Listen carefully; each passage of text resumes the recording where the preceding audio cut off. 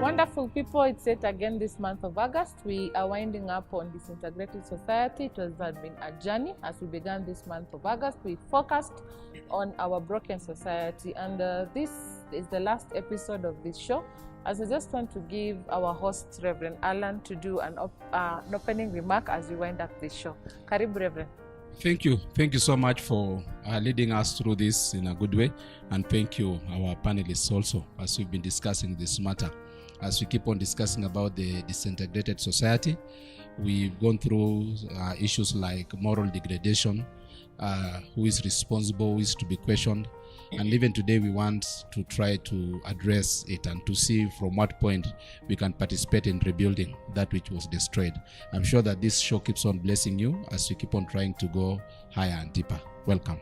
Thank you, our host, Rev Allan. On my immediate left here, we have Janet Kiplagat, counselor psychologist, all the way from University of Kabianga, and it's always a privilege. You can just say hi.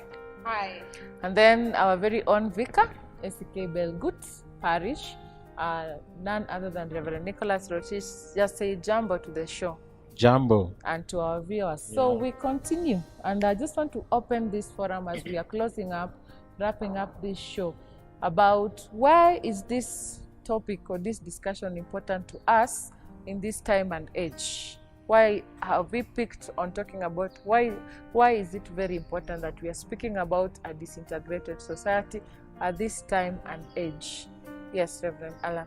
I think we find it to be important because we are trying to be truthful to what is going on. You cannot solve any problem unless you are aware of its existence. So the importance of this topic of discussion is because we are truthful. We are telling people we are aware of the problem. We are aware that we are in a problem, and we follow the biblical instruction that we go back to where we started, and we shall find a way. We shall hear a voice from behind telling us, this is the way, go you in it. It is important because also we are trying to pinpointing our personal roles and our collective roles in disintegrating the society, and it is only in finding our part that's the time we'll find the solution. You can never find a solution unless you know what part you played and what part you ought to play. Okay, Janet, why is this topic important to us at this time and age? Why are we talking about a society that is disintegrated? First of all, thank you for having me here again.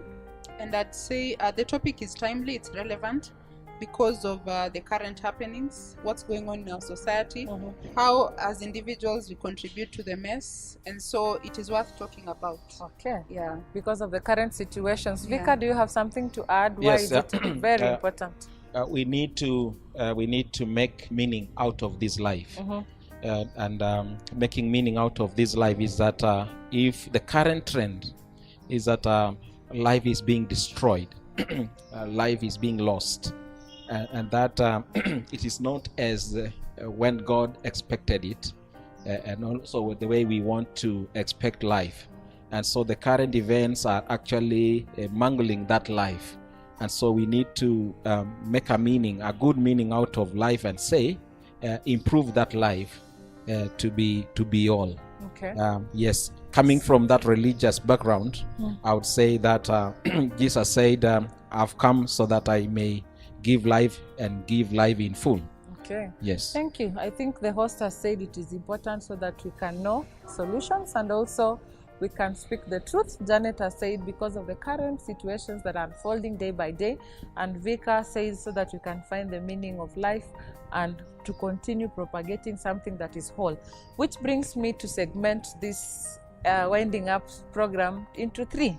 And I want to ask Reverend Allan just to point out what ails the family setup. what disintegrates the family, because family is part of society. Then I want to give Vika to talk about what ails the religious institution and talk about what are some of the things that are breaking apart, disintegrating the religious situation. Then, because Janet is an expert not only as a counselor but also as a teacher, it is good for her to talk to us what is disintegrating the learning institutions. So the floor is yours. Whoever is ready to begin, just to begin. The church, the family, and the learning institution. Thank you. Maybe I can start with the church. Family. With the family. One of the things that I have come to discover about people of my age and around my age, we are a bridge generation. We are bridging the older generation and the younger generation. There is a generation that was extremely cultural and conservative as per to our definition. And there's a generation that has come that is so robust, a generation that has a lot of external culture that has infiltrated deeply to the level that they think this is how things are used to be. But us, we are a hybrid. We have the old mentality and we have the new mentality. So sometimes I see this kind of program as an opportunity to speak what was there to here and what is here to the other place. We are, if a person of my generation is not careful, we may be a confused people because we're almost becoming a hybrid. That is just by the way. Now, what else the family? What else the family? That is the question you've asked me. I think what else the family, number one, is the individual.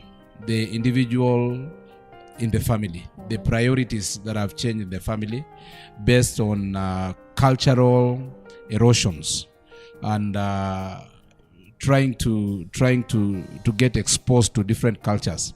We want to run a traditional African family in the way another one is running a westernized family. So you find that families have different values, the way they define those values. To some, what is wrong is right to others. Individuals have not accepted their environment and they have not helped others that they may slowly develop out of their cultural environment into the new environment. Number two, I would say what else the family? It is also the pressure of life. There's a lot of pressure in this life. There's a lot of pressure that is pushing the families to begin to behave in a different way. Because of pressure, parents have gone back to school. Parents are students, taking care of their children who are students. At the same time, parents are working, taking care of their children who are working. So there is no enough time for other values that are supposed to be built in family. There's no enough time for the attention that was given to children in those other stages of life. Nowadays, it's very hard to know what your child is doing. It's very hard for children to trace what their parents are doing. We live in a generation whereby, because we don't have enough time for the family, we allow the children to do whatever they want to do, as long as they don't disturb us. There's an element of freedom that is not really freedom. It's more of a confusion than freedom. Pushing the people that are not of age to make decisions concerning their lives, yet their reasoning has not yet matured to know the consequences of their decision. What else the family? I would again say what else the family again is the economic pressure. Because of economic pressure, people are so pushed to the level that they are able to settle to whatever is available. They are not going to that which they are supposed to get, but they are settling to whatever is available. If corruption is available, they settle for corruption. If oppression is available, they settle for oppression because of that economic pressure that is hitting almost every family. Maybe in short, I would say that is the thing that is weighing on the family. Maybe as a pastor, I would also say maybe that lack of a sense of a deity. God was a unifying factor in a family. And since people are removing God from the family, there is no unifying factor. And when God is removed from the family, there is no place that this is a father, this is a mother, this is a child. Everyone is a leader on their own role. There is nobody. Parents are ATMs at the moment. They are only useful when you want money from them. but I am an adult. I am free when I want to do my things. But when I want money for them, that's the time they become parents. So we are just living in a loss situation. Since you've mentioned you're a pastor, you've handled a lot of family issues, and maybe from your experience of pastoring the church and maybe families, what can 3 things you can pinpoint that ails the family? I know you've talked in general about economic pressure, you've talked about the hybrid generation, and you've also talked about the removal of a deity from a family institution. But just to give us 3 things that you can pick quickly, because you also interact with families in your pastoral office. Number 1, brokenness in family, where the traditional family order is no longer there. We have single parent family, we have nuclear family, we have different types of family, and in the process there are some children who are growing without either a father or a mother. There are some children who are just growing like that. So I would say number 1 is that brokenness of the family, that which we normally say broken family. It has a lot of effects in a personal building. People grow up into a different personality that we expected. That's number 1. Number 2, I would say what I've encountered in the family is that broken hierarchy in the family. Who is responsible for the family? Is it the father, the mother, or the children? That order that God created, that I will ask Adam, and Adam will point to Eve, and Eve will point to the other trouble. There's an order. Nowadays we don't have order. Everybody is a leader. So I would say that leadership role in the family, that leadership role. Parents have abrogated their responsibility. They don't take responsibilities over children, and children are not ready to hearken to the directions of parents, and that's why sometimes it's hard to guide the parents. And then I would also say most families are bad examples also. Sometimes children learn bad examples from their parents, and they grow up with it, and they justify it, and they qualify it. Okay, Thank you. Vika, what is the religious institution? Thank you for this. I think it's worth mentioning that today we are looking at institutions and how disintegration has really affected, and within that structure. And for me is that I may want to zero in church rather than religious, because religions can just be even including the traditional religion. But then for me is that looking at disintegration in the church is that first of all is that if a particular church or if a church does not know who their God is, according to me, who their God is, because we derive all our values, our moral values from God. And so is that if we know all those moral values and attributes of God, that he is good, that he is his life, and Jesus himself says he is eternal life. Yes, he's the truth. Yeah, so we can talk about trustworthy, honesty, all the values. And so if we don't know who God is, then somehow we will want to deify something else, and we will worship other things. We will put more value in something that does not add life into us. That is where the church somehow, if it's not careful, it's going to lose it.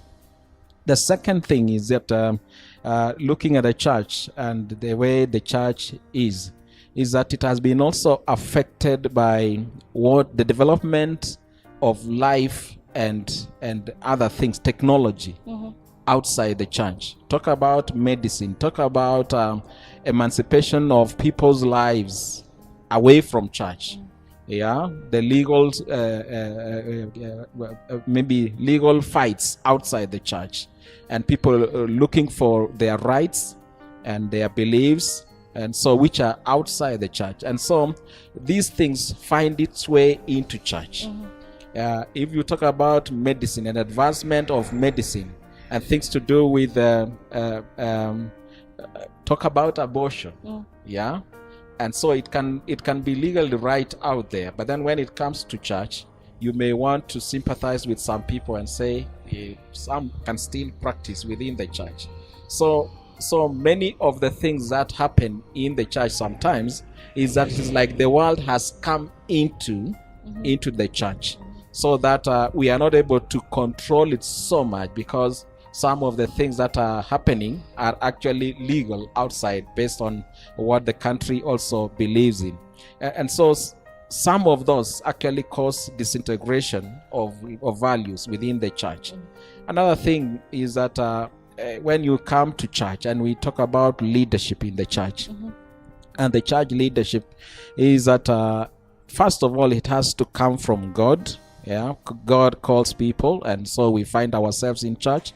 And when we come to church, is that our committees, our structures, we as men and women of God, first of all, we have to be servants. Yeah, we have to be servants of God, and so we play second fiddle to God and the leadership of God. But then you find sometimes we do fight over positions. Yeah, we do fight over positions because of greed, because of power, and so we do manipulate sometimes.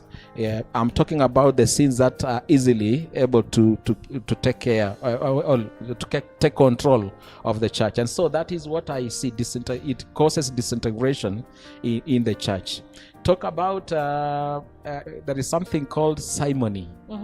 And simony, you remember the Simon the sorcerer who wanted to buy the gifts, the grace, yeah, the graces. And when like I want to preach, and I preach, but then somebody else wants to preach and then also wants to make money out of it.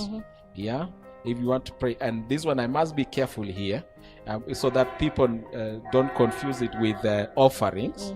But then here is a case where people want to, even if they don't believe in God, they want to open, say, have own churches or own institutions, and also just to make it sure that they get money, and they do quote unquote sell the services when they do that.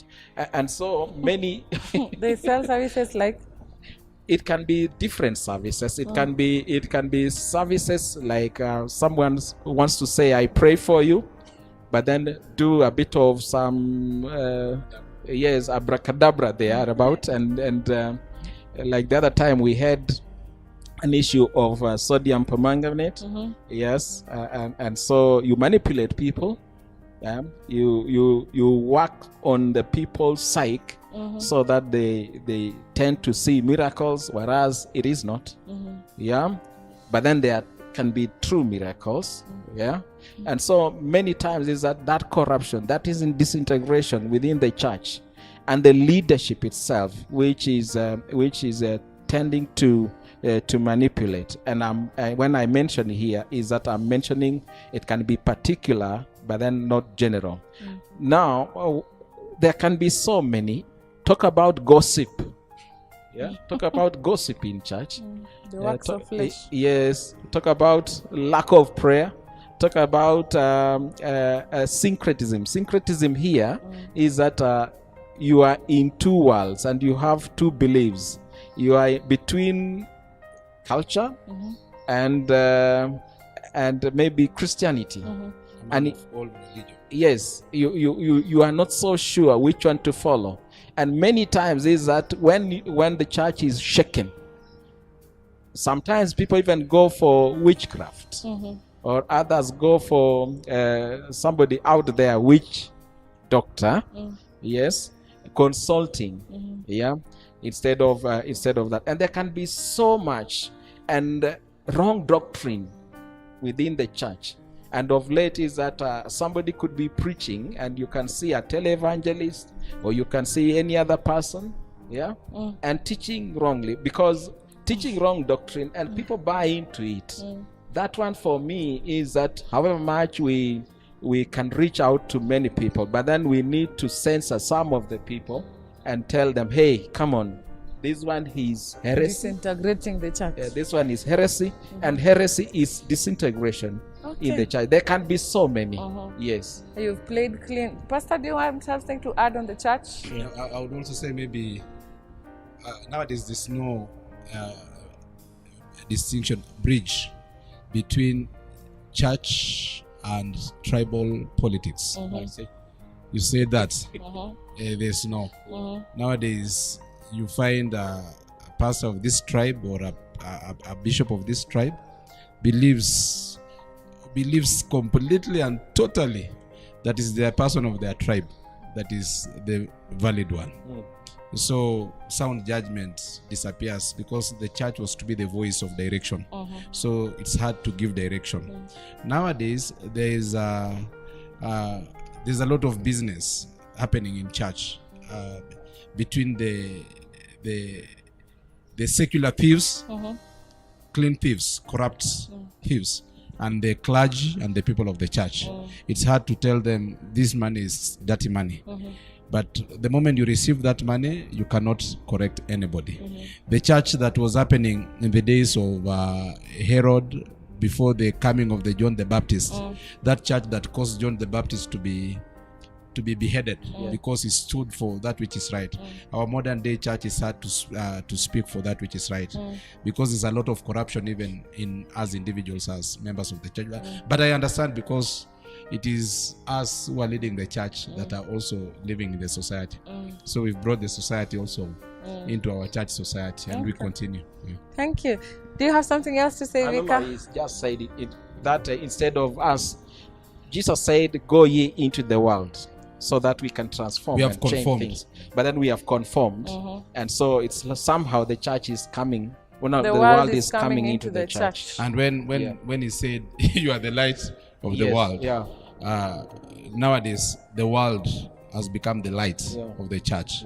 We are the salt of this earth. Nowadays it's the world that is the salt of the church. It is the one that's giving us taste and flavor. Janet, what ails the learning institutions? Wow, okay, you see, this thing eat into each other. So I go back to Zinakulana. Quite literally. And so from where our pastor said, parenting. For me, the first thing that ails the institutions of learning, it's parenting. Parents come to school. Parents bring their children to school, and most actually abdicate their responsibilities to the teachers. For them, their responsibilities are limited to paying fee and doing what the school requires. Apart from that, it is the teacher to control the child. You find a parent so helpless telling the teacher to just help discipline this child. If you have not disciplined your child, if you're not able to, who am I as a teacher? I am not a parent, and so I do not have authority over this child as such. And so I think it's important for parents to always understand. And even when I was a high school teacher, I really saw this thing, especially the boy child. Parents just throw the boy child, those difficult ones. They just throw the child and they leave you. And they leave you as a teacher. They call you. They follow you with calls. How is the boy doing? Kazana nae mwalimu. Kazana nae mwalimu. And if you don't kazana, the responsibility now goes to the mother. Huyu ameharibiwa na mama yake, and they become so strict about it, and they blame the mother. You can see now a blame game. So you see there's an issue of parenting there. Are you available as a parent? Are you intentional? And are you in control of your family? This virtual parenting, we still said last week that virtual parenting is a no. Parenting is about being present and performing your duties, and knowing that no one else will be a parent to your child. Now, number 2 is poor school cultures. We have some schools that do not have a culture that promote ethics, that promote morality. But if you look at this, for example, these performing schools, secondary schools, they really have a strong culture, such that when you get out of that school, there's something in you that is about the school culture. For example, giving an example, in my school I learned about honor, courage, and industry. Right from Form 1, we were always told, as a Moijian, you're supposed to have honor, courage, and industry. So even at my age, I still reflect, am I honorable? Am I industrious? Am I courageous? What was the culture of your school? Well, the culture of the school was you have to excel. Nothing. And it was somehow at that time it was jaribu uwezavyo, which And you, Pastor? Discipline, effort, success. Do you have? I don't think they were struggling that we understand. What I learned from my high school life is survival for the fittest. Especially if it was a boys' school. Only the fittest, The fittest will survive. We'll go through the season. wakikuiba unaiba. Yes. Yeah. And you see, that is where disintegration began. Yes. Yeah. By the way, you've talked about something so good, because those are school mottos. What is the school ethos? If you talk about knowledge is power, what do you mean? Knowledge is power. So what? What about character? What about discipline? There's a school that has a motto: use your common sense. It is a very strong, Ambiguous. but very strong. Yes. Because every time you ask yourself, am I using my common sense? But you see, common sense again is sometimes May not be common to all. Yeah. And cannot make sense to all. and may not make sense And to knowledge all. is power. Like Eve got a knowledge and gave a wrong power. Yeah. Okay, Yeah, actually. okay, apart from culture, what else? I would talk about also hopelessness and helplessness among the teaching fraternity. You see, when corporal punishment was abolished, and I can say even ignorance to some level, I can say when corporal punishment was abolished, the teachers shrank and say that hakuna kuguza mtoto wa watu, so sitaki kufungwa. Of course, that's right. That's right according to the law. And actually, that's what you're supposed to do as a teacher. But we have other forms of discipline. We have preventive discipline. So we should be aware of these discipline methods or behavior modification methods, because we cannot restrict ourselves na kusema ati sisi tulichapwa. The policy says usichape. In as much as I advocate for the cane, it's the parent who canes, or maybe the community. But now the school, you see, when it's not your child, you may not really feel. So you may cane them carelessly. You may break an arm. You may break an arm, Or a and leg. it will cost you. So teachers need to be aware. It's not only corporal punishment. Just because you were punished corporally doesn't mean that it will apply to. Yeah, you see, even in my school culture again, we were not punished corporally. As in, hakuna vile mtu angekuchapa, but we had other methods. You would dig the farm, you would go and clean Wash pigs. the pigs, yeah. Yeah, so Scrap them. and you see, in one or another, it was a form of discipline. So for me, those are the three. But the first one is parenting. And then what happens to the institution of guiding and counseling that has been abused in schools also? Because we don't put competent teachers there. It is a channel of gossip, and a teacher hears a story, then goes to the staff room, and it kills the culture of confidentiality. Actually, the other problem that you've just said rightly is we do not have professionals in the guidance. You say you just look like a person who is saved, who's born again, who is empathetic. Then you're placed there as the HOD guidance and counseling. While we know that a counselor has skills, there are skills that, in as much as there are also attributes, there are skills. So educational psychologists, counseling psychologists are supposed to be placed in schools to address, actually placed and employed there, to address the challenges that are going on in schools. I also want to contribute something. Thank you. I was preparing to say, but you have said something about educational psychologists. We have also another thing that is called psychology of education, philosophy of education. These are things that informed an education system. We call it a system because the intention of the education, or the psychology and the philosophy of education, is to create a certain system in a person that goes through that process. The intention, the goal was to affect how this person behaves, how this person thinks. It was to give this person a certain culture. Now, I saw the CBC in the initial stages. There were some books that had been accredited as accepted by the Ministry of Education to be used. And one of the things that came with those books, and many people used to complain, was on how they discuss the types of families. You remember? There's another one, they say the types of families. Kitambo used to say the types of family. We had nuclear family, we had single parent family, but now the extended family. But then they added family, a gay family, that is a man marrying man family, and a woman marrying woman family, which brought a lot of problem, because the psychology of education is to affect the thinking system and the life of education. So a child grows up knowing that you can marry another man or you can marry another woman. They had also gone so deep with the issues of sexuality in their explanation, considering the age of the children, to the level that people said, and that's why the church, and especially the Catholic Church, has come out strongly over the issues of sexual education and all those things. We need a certain balance. The way they feed a class 1, a grade 1 child, is to the level that their judgment is poor and they have a big knowledge. Knowledge is power. So that knowledge begins to control them in a bad way. So I would also say the education system has really been tempered, preparing a person that's at the end of everything is just another person that cannot fit into the society that we desire. And actually, as a teacher, going through the whole process of the teacher training, did you just do rote learning, or are you able to implement what you were taught? Are you able to replicate what you learned? Then it means that there was no learning that took place. So we got a job and we are just doing this because it's a machine. It's a machine. You become a machine. Okay.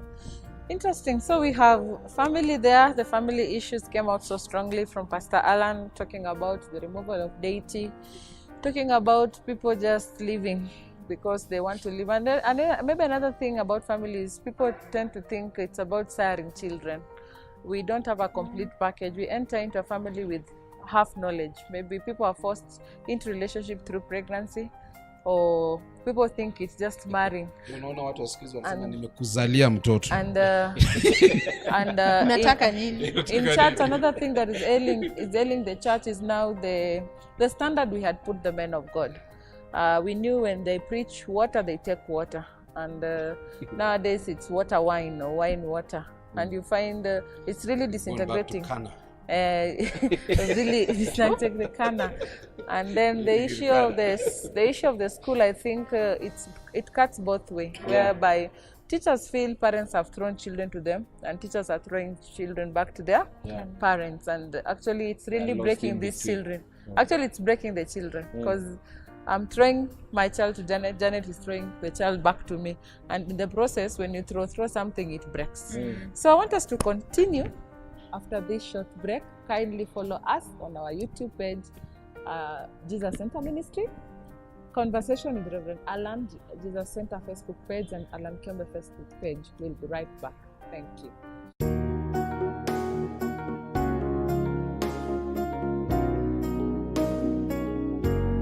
And by the way, are you aware that we have so many beautiful programs in our church?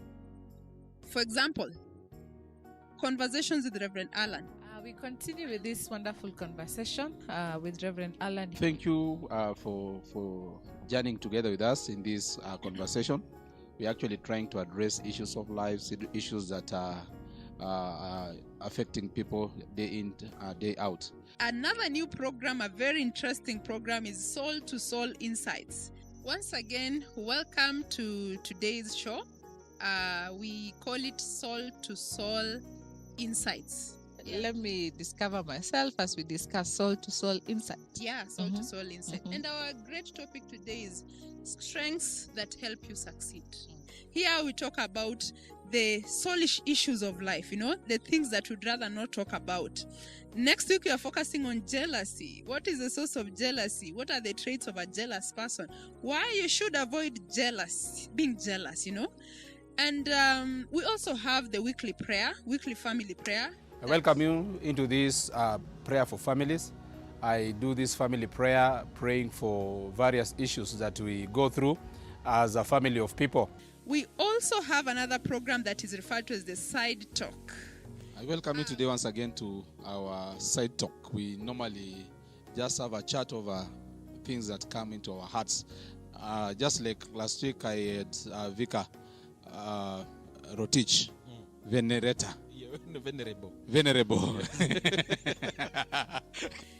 We can't forget the mental health snippets. In our church, we care about your wellness in all aspects of our lives. And I can assure you that each and every program will cater for your wellness, be it mental, be it social, be it economical.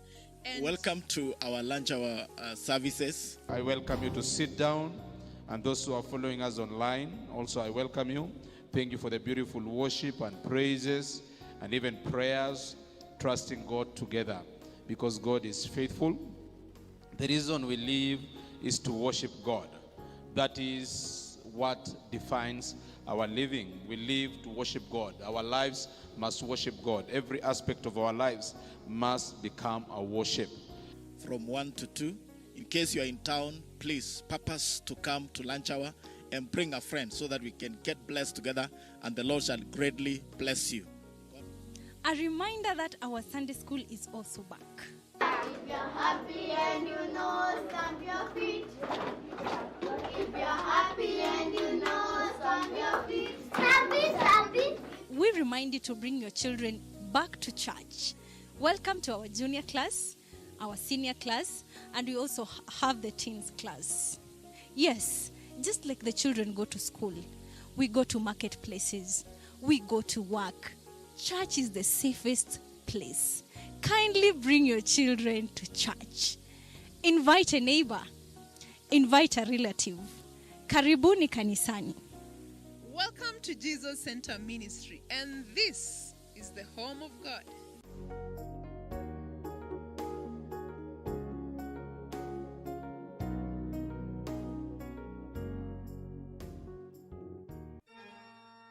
Okay, we are back as we continue with this wonderful talk as we're winding up on how to recover what is broken and lost. And I want to go back to our panelists, that is Janet Surumkiplagat, Vika Rotich, and Rev Allan. And I want to ask this question: what can we do to bring back an integrated society? What are these morals that we can restore so that the society can be coming back slowly together? Because it looks like we are left, right, and center. Okay. I would start by saying, bring back our society. Mm-hmm. So we actually need to bring it back, our society. And number one, I would say it's good to start as an individual, from an individual point of view, whereby we are not blaming the government, we are not blaming the schools, we are not blaming the church.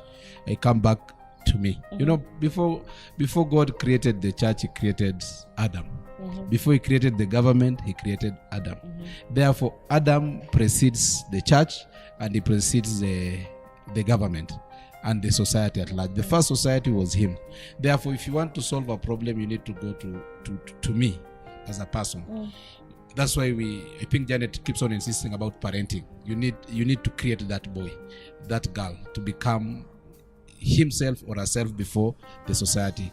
Number one, we need to come back to a place that the Bible says, love one another as you love yourself. Do unto others as you would want them do to you. So we need to come back to that basic. What is my relationship with other people? Am I loving them correctly? You know, there's loving, but there's loving them correctly. When you love somebody correctly, you become considerate also in the things that you do with them, do to them. We need to go back to that basic love, a place of love. If I love you, there are things that I cannot do against you.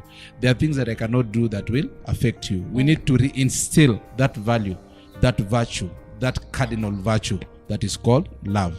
I think again, individuals also, we need to redefine human dignity.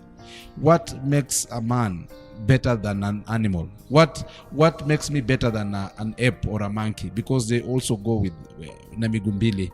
Ni nini nafanya na ina macho mbili? Ni nini nafanya tofauti yangu na other primates? Because Darwin says we are coming from primates. Now, what makes the primates has to be different from them? And that's what we call human dignity. I am soul, spirit, and flesh. and I have eternity in me, in as much as I have the temporal in me. So we need to restore that human dignity. Is this dignified? Is this human level? Ile yenye Leonard Mambo Mbotela alikuwa anasema, je, huu ni ungwana? Is it humanly good to do? Whatever I'm doing, it's affecting somebody else. That which I'm doing, is it affecting them positively or negatively? Apart from affecting me, it's not only about my pleasure and everything. I would also say we need to rediscover ourselves out of the larger group. We should not allow the crowd to swallow us. We should always discover ourselves from the crowd, not discover the crowd from ourselves. I grew up in school. Primary school was so good for me, so good. Secondary school, I went as a small boy. It looked good. Form 2, I deviated a little bit. Not a little bit, I deviated. Adolescence really ate on me. Form 3, it was another thing, but a very small boy. The teacher that admitted me in Form 1 called me and told me, Alan, look at yourself. Are you the one that I admitted in Form 1? You have allowed the school to swallow you. Rediscover yourself from this crowd that you are carrying.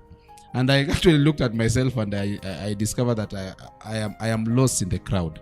Most of us are lost in the crowd. You find women gossiping, shouting in a crowd. You find men gossiping, shouting in a crowd. Sometimes pull yourself from the crowd and say, this is me. This is what I said when I was with them. Now, this is me alone. Is it the same thing that I would want to say when I am alone? This is what I said when I was with them. I said, I don't care. Do I still want to say I don't care when I am alone? Peer pressure, kitambo, it used to be for children. It used to be for the youth. But even me and Vika nowadays, we are struggling with peer pressure. Even our grandparents are struggling with peer pressure. Crowd is swallowing everybody. I say we must rediscover ourselves and pull ourselves out of the crowd and become individuals in a crowd. It is good to be an individual in the crowd rather than be a crowd in an individual. My contribution. Thank you. Vika? How can we bring it back? Yes, how can we bring it back? For me, that is, apart from going back to the original individuality, is that for me, I see the family as a focal point. And we want to tell almost all institutions, hey, give us back our families. It's that home where I first learned love, care, charity. I learned generosity. Yes, I learned how to entertain people, how to value people. And church and school and any other place, any other institution or prison, those are secondary to me. The first part and the primary is that family. And that family needs to be a godly family. A family that prays, they know their God, and they derive values from their God. And so if that family is knit together, and we must also acknowledge the fact that the family has undergone quite a number of challenges, and some families could be just a single parent family, others are extended families, others are both parents, or even others are absentee parents, whatever it is. But then at the end of the day is that we need that family, and the ideal one is actually we need where the father, the mother, the child is there, or even without. But then at the end of the day is that individual person in that family needs to live that potential, and to live a life that is worth. That is where I can say that is the way to rediscover and to bring back our to bring back. Any thoughts, Councillor? I know. Okay, this one is not because they have said from the councillor's point of view. I would give another perspective, and I would say families should go back to God. People. Now you do from the pastor's perspective. Yes. Return to sender. Yes, return to sender. Families should go back to God, and people now in the society should establish a personal relationship with God. And now at that, we follow godly values. Remember during those days when there was this portrait in the house that says Christ is the head of Christ this is the head of this house. home. home. The silent This- listener to every exactly. conversation. Eh, The the- unseen guest the at every unseen- meal. eh. When you want to gossip somebody, you read that and then you keep You quiet. have an unseen. I'm already seeing that poster in our house. Yeah. So you see, now when a child grows up in such a family, you remember that when Christ is the head, you would really know whatever you do, Christ is the head. Anakuona, anakusikiza. And so even when at that we follow godly values, we should not entertain and applaud divorce, you see, unless otherwise as the Bible stipulates. Let us not be people who praise broken families. It is unfortunate when a family breaks up, but when a family breaks up, the more the disintegration, the more we applaud, the more we post things. I mean, saying even celebrities break up, they do what? That is not what God ordained for a family. And that is what leads to more brokenness, because it leaves people with a lot to heal. And if you have not healed, you will harm another. Hurt people, hurt others. Yes. And the circle goes on. So for me, I would say bring your children to Sunday school. You grew up in Sunday school yourself. I'm sure 90% of a certain generation. So Or Sabbath school. or Sabbath school. And some of the things that still guide you up to today is something that you learned in Sunday school. Even though you deviate from the path, there is still a line that you cannot cross. So bring the children back to Sunday school and let us start all over again. It's okay, we can start all over again and make the right decisions. Interesting remarks we have here as we wind up this show. I just want to give these panelists an opportunity to give a promotional strategy on how to integrate or heal our disintegrated society. And I will begin with Vika, then Janet, and then the host of the show will wind this show for us in this month of August. Yeah.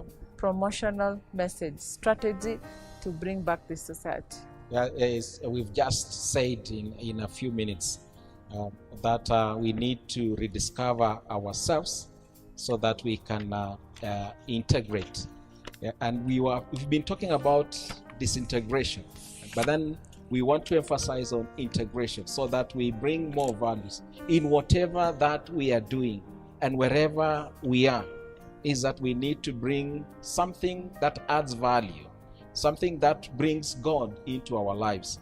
And so for me is that the strategy is to focus on that family, and we'll need almost every entity, every person, every structure to add more value to person's life.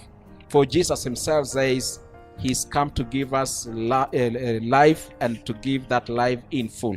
So for me is that we need to ask ourselves, hey, what is God to do in my life? And so we are asking ourselves, if you are going through a particular difficulty, is that we need to rediscover which way, and even you yourself, you need to see God bringing more value to you. And so connect to us and connect to any other person who is of value in your life, surrounding you, so that you are actually emancipated, so that you are set free from disintegration. Your role as a parent is undelegatable. It's not the internet, it's not the school, it's not the pastor, it's not the society. Let's do the right things. We do not want more disintegration. Nor the nanny. Oh yeah, no, the nanny. I forgot that. Yes. Thank you. I would say we are custodians of the society. We are not the beginners. It was passed down to us from other generations, and we will have to pass it down to a different generation. It's like this bottle of water that I have received. I need to keep it with the same value. When I pass it to Vika, he needs to keep it with the same value. When he passes it to Janet, it must possess the same value. By the time she passes it to Vivian, it must have the same value. I've received this society from other generation. I am part of it. I am growing in it. I am beginning to pass it to another generation, and I'm growing with that generation, and they will pass it to another generation. I need to tell myself, what is it that I'm doing to improve that which I received, and what is it that I'm doing to improve that which I received. I need to say, like David said, that God, we have seen your power. Now, God, allow us also that we may be able to pass the same glory to the next generation. That the society that I'm going to pass to my children, that I'm already beginning to do it, is a society that I would be pleased to see even when I am not able. And by the way, you need to know, if God allows you to live long, the wrong thing that you are doing now, teaching others to do, will become your disappointment when you are helpless and they are carrying you. The good thing that you are doing now, when you are strong enough, will become your blessing when you grow up and you don't have power to do anything. My strategy would be, every time know that you are a custodian. This thing God has entrusted into your hand. He could have used a different person, but he has decided to use you. Carry it well. Remember the parable that Jesus taught his disciples. And he said that a man bought a piece of land, placed some people in that land to take care of this land, and they messed it up. And they would send a prophet and they would kill a prophet. He would send a prophet, they would kill a prophet, until he decided to send his only son. And they said, now this is the heir, we will kill him. And he asked, what would the master of the land do if he comes and discovers that they have killed his son? And they say he will wipe them away. That may our generation not be wiped away because we mishandled it. Everything that we are doing is a seed. Every word is a seed. It will grow up someday and affect somebody. Amen. Hey, wonderful, deep insight in the month of August. We've talked about Disintegrated Society, and we have hope. We have hope that society will heal, society will be whole again. And it is our desire that when we're passing down this society to the next generation, it will not be disintegrated. We begin a journey of healing, a journey of restoration, and we call upon you and me. Let's take this challenge to heal our society. This month of August has been wonderful. We thank God for his blessings. See you in the month of September. I have been your moderator, Vivian Kibeu. Bye-bye.